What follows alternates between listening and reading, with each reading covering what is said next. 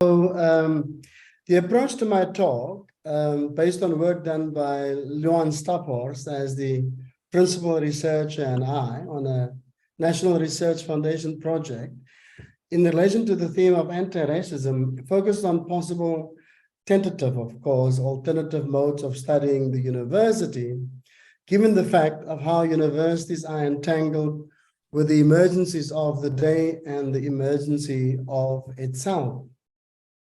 This I do in reference to critical university studies and other frames that are touched upon in this presentation. Luan and I are also completing a chapter on emergencies, and I earlier this week presented on this theme at the Tokyo College, though from a different perspective on the future of higher education. So let me start. So the university is in a state of emergency. The university is a state of emergency. In these two statements, two different and opposing notions of relationships between the concept university and emergency can be understood. The first is arguably dominant. It is the myth of our time that the university is in a state of emergency, that it is faced with an existential threat, and that this imminent threat is something that ought to be addressed with an equally imminent response. The discourse of emergency, also known as the crisis consensus, invokes the university as the protector of time-honored and tested values, ones whose defense requires a temporality characterized simultaneously by urgency and nostalgia. Here I'm quoting Boggs and Mitchell. The second is the less often acknowledged and grappled with notion the university not as being in a state of emergency, but being a state, a site, a realm of emergencies. So threats are not imminent, but imminent, a permanence that pervades all things university. So whereas the first view reads the university and emergencies as events, as singular, the second view reads it as a dimension of the university's state of being. Thus, the latter refers to a condition and the former to an occurrence. Racism globally in university in most parts of the world and in both instances as occurrence and condition predominates. So weaving the critiques of the university together, this talk proposed a formulation of decentered critical university studies as one possible framework to sketch the anti-racism task for the sector through the notion of emergencies. So it focuses on the second reading of emergency, for I argue that acknowledging and grappling with the university as a site of imminent emergency challenges the assumption of an apparently emergency-less space, that the university can sometimes be a site of peaceful permanence rather than a site of struggle. This position echoes one of Walter Benjamin's theses on history, namely that the tradition of the oppressed teaches us that the state of emergency in which we live is not the exception, but the rule. I will come back to this point later on when I engage with the Black radical tradition. So this is especially true for those suffering racism globally. This position should not, however, be interpreted as one that denies the discursive power of emergencies, especially in relation to the formation of the academic disciplines and fields. For is all academic discourse not merely the search for a solution to a proposed crisis? Is it not the term crisis that serves as a primary enabling blind spot for the production of knowledge, as Reitman has asked? It is precisely this power, this drive to crises, that leads this presentation to deconstruct the prevailing discourse of emergency in the study of the university, and to offer alternative frames through which emergency's permanence could be both comprehended and challenged with greater humility. The presentation consequently offers both a critique of the existing configuration within which the study of the university is undertaken and an argument for a space of convergence wherein a different sensibility and orientation to university studies can be formulated. To this end, critical university studies and abolitionist university studies are investigated as contemporary articulations and developments of higher education studies, again emphasizing how these discourses are framed through the lens of emergencies. Finally, Decentred Critical University Studies, that is studies with a Southern flavor, so that's DCUS, and a Southern attitude, is presented as a space of convergence for different possibilities to emerge. And here I am building on Claudio Pinero's work on epistemologies with a Southern attitude. So let me first engage with the idea of different emergencies. Since I am focusing on a specific approach to inquiries into the university, I start with a few comments on the general study of higher education. The study of the university is arguably as old as the university itself, if by study I include informal reflections and general meditation upon a certain subject. Considering then that the university as a social institution can be traced to at least the turn of the first millennium, the study of the university is over 1,000 years old, as is the case with all modern forms of disciplinary knowledge organized within a highly technocratic epistemic regime and register. Higher education study, that is HES, is however markedly younger. This particular techno-rational formation traces its roots to 1893, when the first documented course on the subject was offered by Hall at Clark University, which eventually would serve as a general reference point for higher education studies later on. I would describe the development of HCE, that is higher education studies, generally speaking, as linked to lowercase emergencies. You know, the focus is on learning and teaching, curriculum and governance. And these are by no means unimportant research areas. However, they do not reflect in general a concern with the more foundational questions as it pertains to the university as a societal, cultural, economic, and political phenomenon. The various emergencies that studies in higher education studies have historically sought to engage with are, therefore, largely related to the ordinary machinations of the universities in the particular. So in the 1990s saw a period of reflection within the field as a whole and new developments relative to its articulation within South Africa in particular. The first mappings of HES appeared. The role of the university was being questioned in the context of a changing Europe and higher education transformation studies. HETS was formulated in South Africa when a journal started to appear with the same thematics. At the same time, according to Jeffrey Williams, critical university studies was taking shape in the Anglo-American context. This scholarly tradition, Williams argues, offers analysis and criticism pertaining to the corporatization of the university's ontology, of course, academic labor, and then to a lesser extent, studentship against the backdrop of the corporate university. Two waves of CUS, that is General Critical University Studies, are identified by Williams. The first in relation to rising managerialism and the corporatization of academic institutions in the 1990s, and the second on the analysis of effects of these managerial structures and policies, which include changes in the research methods and management, shifts in labor relations, and finally the exploitation of students in the 2000s. But Williams favors the CUS lineage in terms of the specificity of our time and subsequently link it to the challenge of globalization and pedagogy. So the notion of the global university positions the contemporary institution within the broader process of globalization and the university as an image of globality. He acknowledges, however, that CUS's lineage could also be traced to the 19th century tradition of criticism of the university. So summarizing Williams's arguments leads to the following conclusions. CUS is decidedly critical and not merely academic in relation to the study of the university. CUS draws on different disciplines, it eschews intellectual borders, CUS as the university, the academic, and to a lesser extent, the student as foci in relation to corporatization, and CUS should be regarded as having two lineages, one starting in the 1990s and the other much further back in history.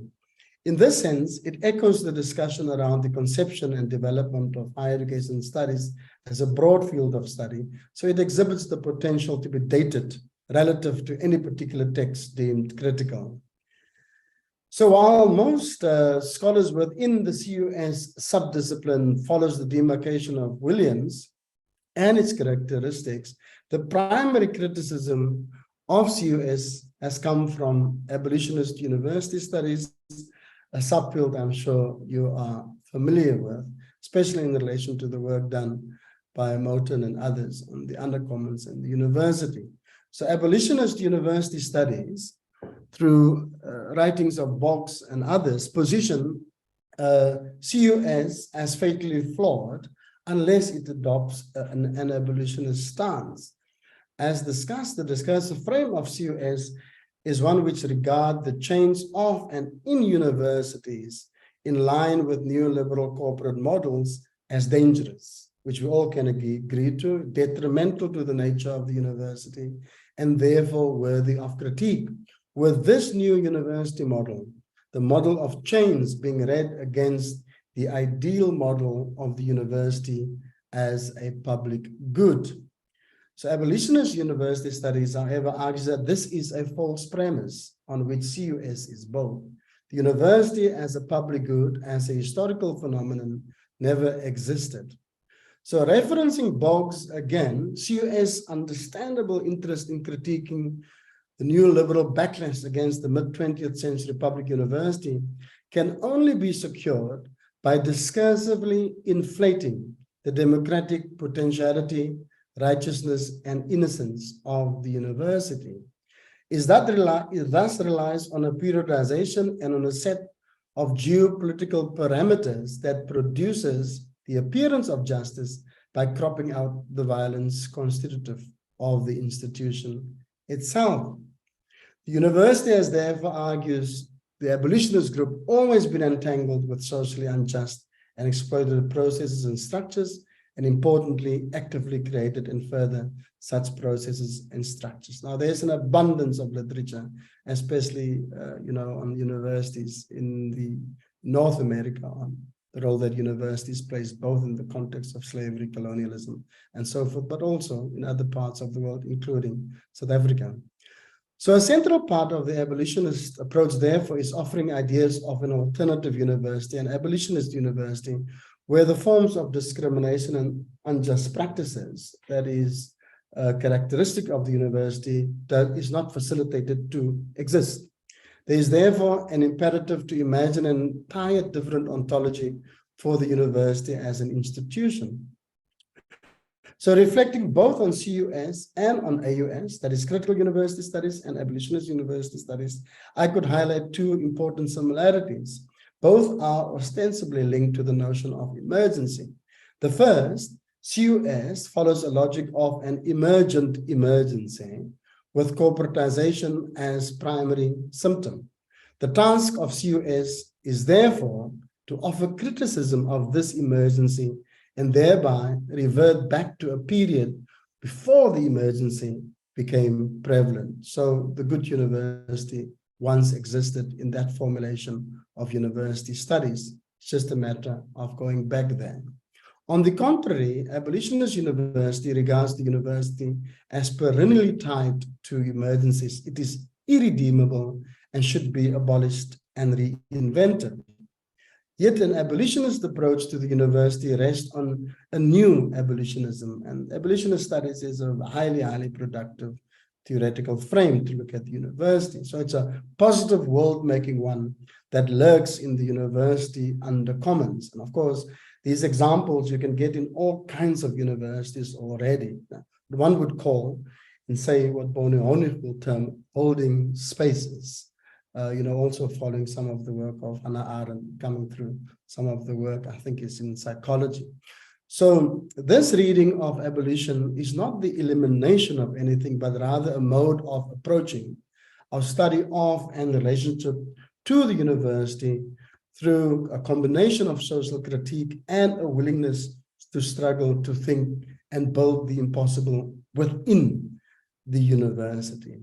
So for this reason, we view our work as Decentred Critical University Studies. So I hope you can see the swing and the diversion that I'm trying to bring to the fore. So it's related to, but it's different from critical university studies. And so now I turn to the primary anti-racism task that I think DCUS, that is Decentred Critical University Studies, should pursue. The first relate to emancipation, emergence, and convergence. In a 2019 keynote titled Racism's Knowledge and Culture, is a critical decolonial project possible? Shirley and I still have to return to that work of ours. I argue that knowledge belongs to racism, and I use some of the most progressive examples, like intersectional in feminist studies, to show how how racism provides the coordinates for knowledge production. And this proprietary relationship exercises power over cultural meaning processes within the academic fields. So my argument was, and is not simply that racism is inscribed into knowledge system. That work has been done by scholars over more than 50, 60 decades. Philosophy, anthropology, sociology, you can name it. My argument is that racism provides the pragmatic coordinates of and for knowledge. Now, there are two studies in South Africa by Johnson and his collaborators on the South African higher education scene, one published late last year and one with actually a 2023 date. And I will later on come back to that work to mobilize it in support of this argument. So the one on race, science, and society, and the other on race and health and medical sciences as well. So that work will clearly support at least some of the questions that I'm raising here around knowledge belonging to racism. So the issue here is that once it is acknowledged that knowledge belongs to racism, any critical, progressive, and socially just knowledge project has to grapple with and formulate an epistemic disposition that not only challenges racism's grip on knowledge, but which actively creates alternative knowledge futures. An anti-racist knowledge formation has to then, by the very heart of DCUS, act as an articulation of such and other future knowledge in creation.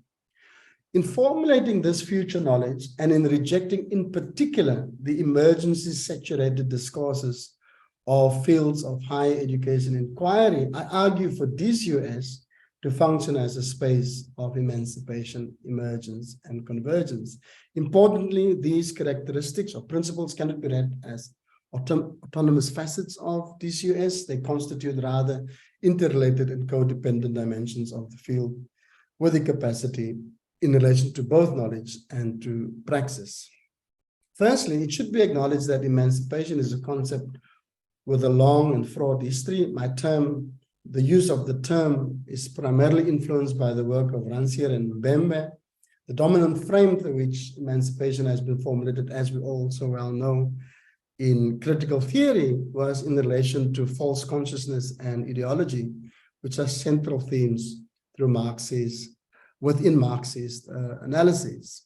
So the notion of emancipation then acts in Marxist analysis as a solution to the problems of ideology in creating and perpetuating false consciousness.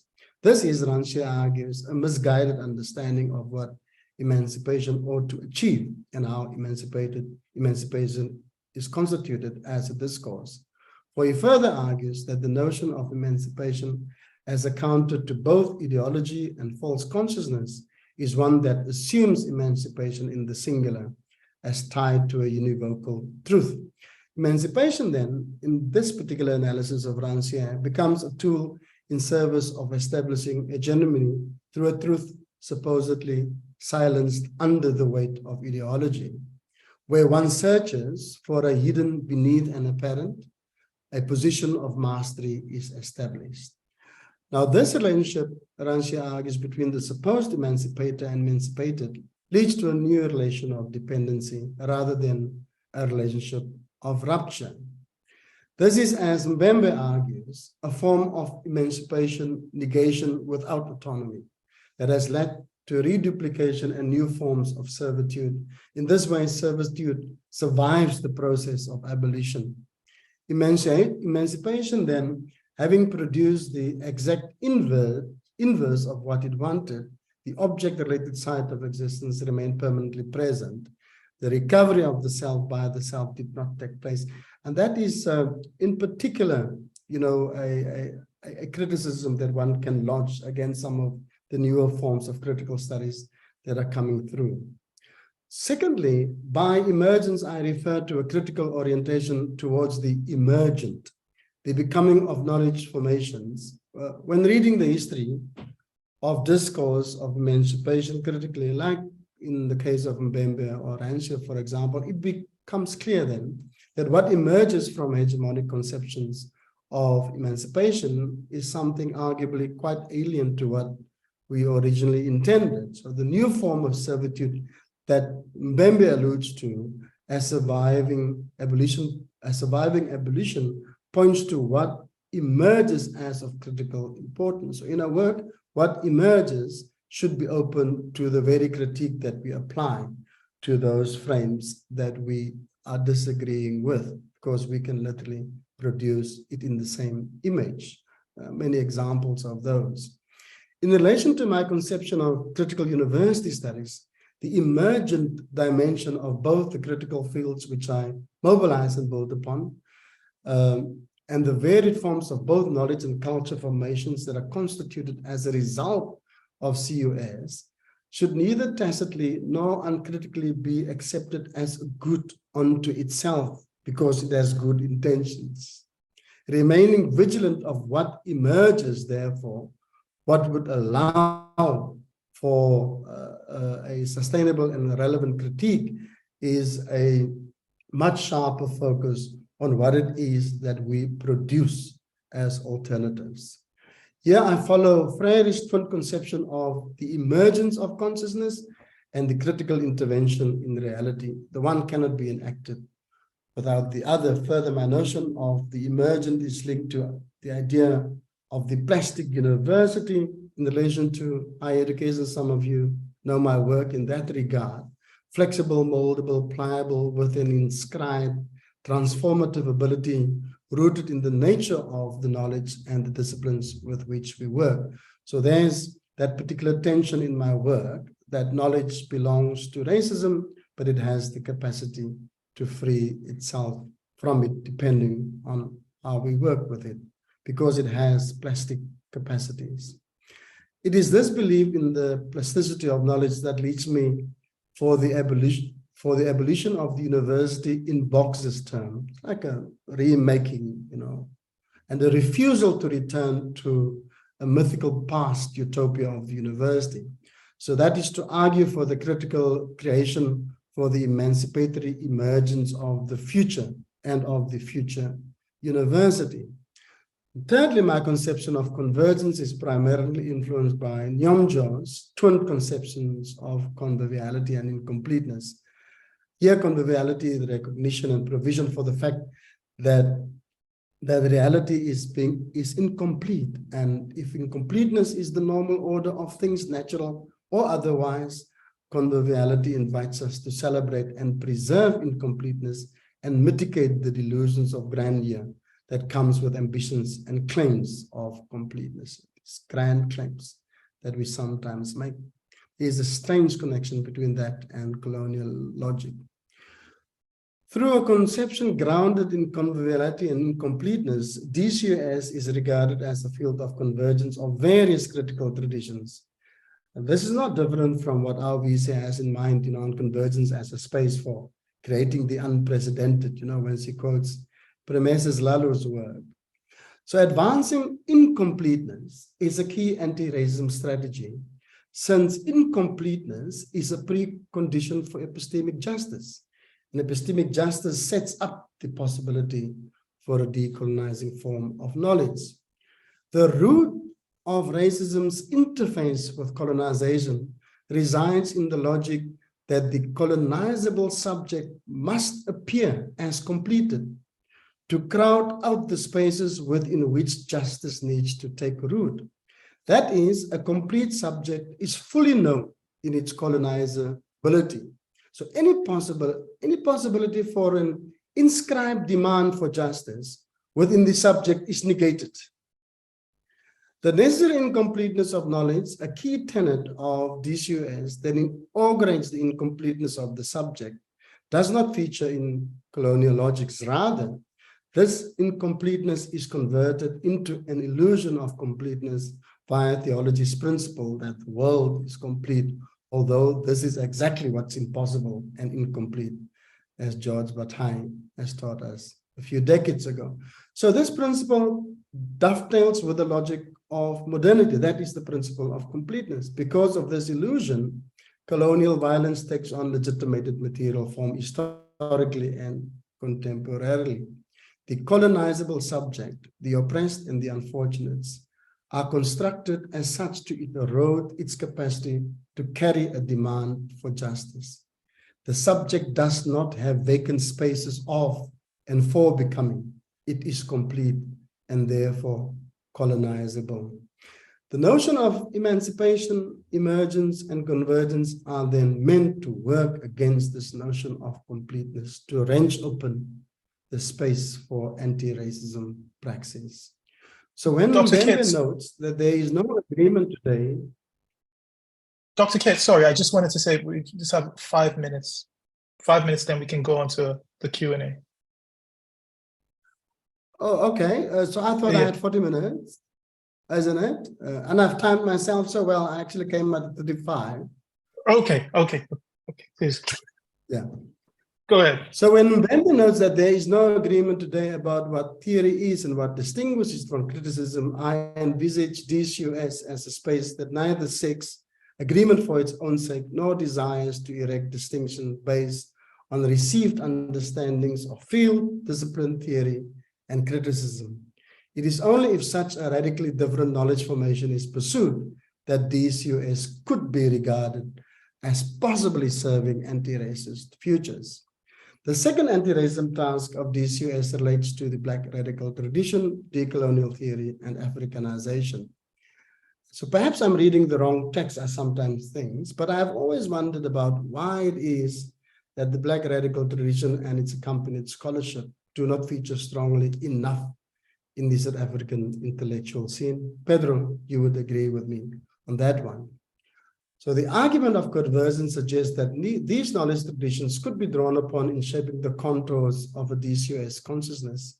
The primacy of this tradition is not to suggest a hierarchy relative to other traditions, but rather to note the epistemic emphasis it is guided by. The emphasis is struggle.